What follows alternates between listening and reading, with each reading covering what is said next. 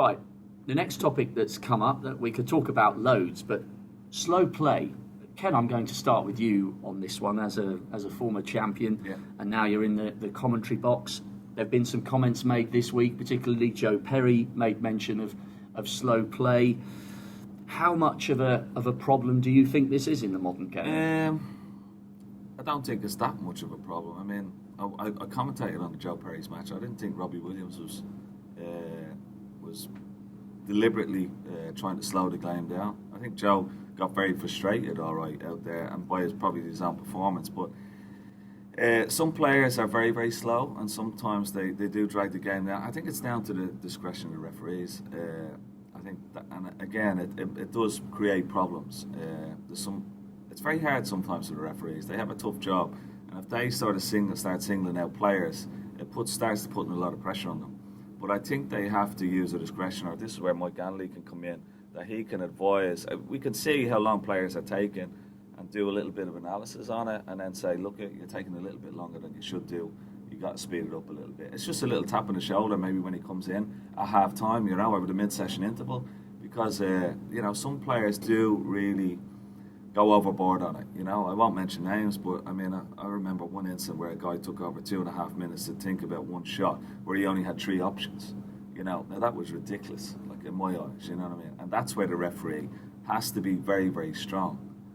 And I just feel that sometimes the referees, even though I know they do a good job generally, I just feel that they're a little bit afraid, that they're not confident enough to say to like a top player, look, you're taking too long, you got to speed up, and that's where the problem lies. Yeah, I mean, I take Ken's point on board. I mean, and I do think that most snooker players, within 10 seconds of getting up off the chair to see what's left on the table and what's shots available, have selected the shot, and to spend over a minute, 2 minutes looking round the table is nonsense, because they know. I mean, for the referees, there's not actually a slow play rule. It just comes under ungentlemanly conduct, and I think in defence of the referees, they'd like some more clarity on it. They'd like to look at that rule and probably sort of change it so that it is actually a slow play rule rather than ungentlemanly. The referees know who the slower players are, and working with one of our partners, Sport Radar, we're sort of looking at the analysis of average shot times, and discretion's one thing, and you know yourself, Ken, some referees are strong and will deal with any player, and personalities and things like that come into it, so sometimes they back off a little bit, and that's where discretion's up to the person. But I've not seen a referee, not since the days of like Alan Chamberlain, Fergal O'Brien, or no, not since the days of Alan Chamberlain or John Williams, who were strong enough and who have tapped people on the shoulder.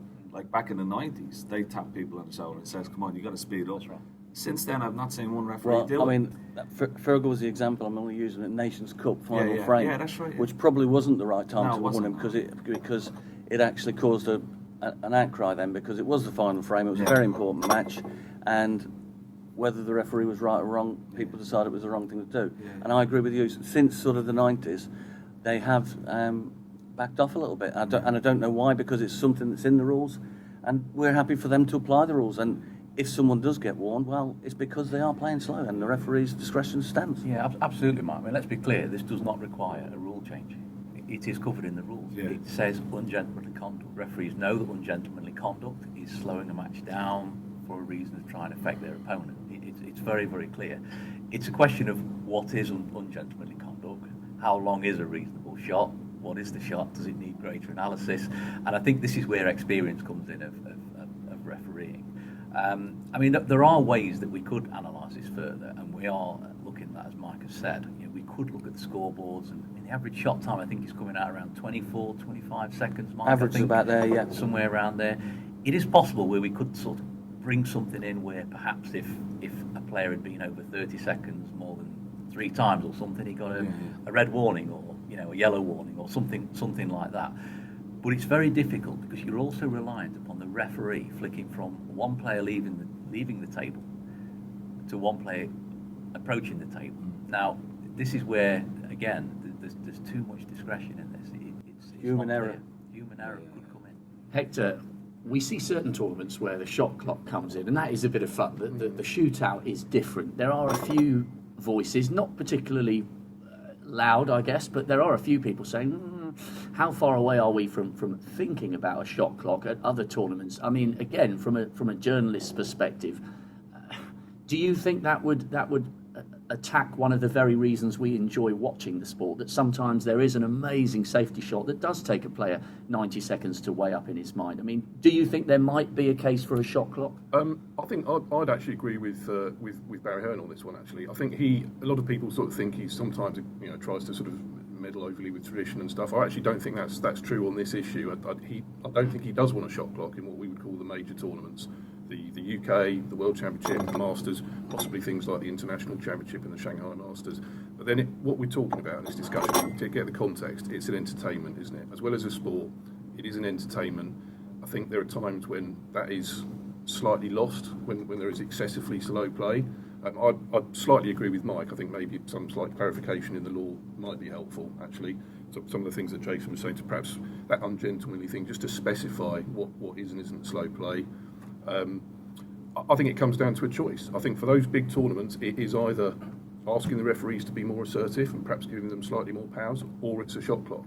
And of those two, I'm sure there'd be a split on this, but I would rather that the referees were asked to get involved a bit more. I don't think any of the players would like a shot clock in these big. I think just there has to be a little bit more direction from the referees, and Mike could come in and help with that as well, I feel. But I don't think a shot clock works in any of the major tournaments. It's okay for one tournament, but no shot clock I wouldn't agree with him anyway, because that puts the players under too much pressure. You might be in some situations where he's trying to get out of a snooker for 4 or 5 times, which is a difficult shot, and then you couldn't have the referee, you're over 30 seconds, it's happened to shoulder then. So the referee has to have a little bit more clarity and a little bit more direction and a little bit more confidence if there's excessive abuse of the shot time. And there's not too many players out there who are doing it. There's only a few. If you go over 30, 40 seconds for a particular shot regularly, that's slow play and that should be stopped.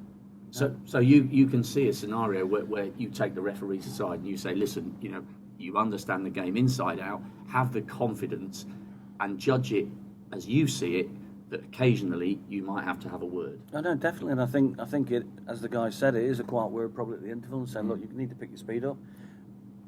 It's bordering on ungentlemanly. If we go out there again and you continue, I will have to warn you, and you know the consequences of that.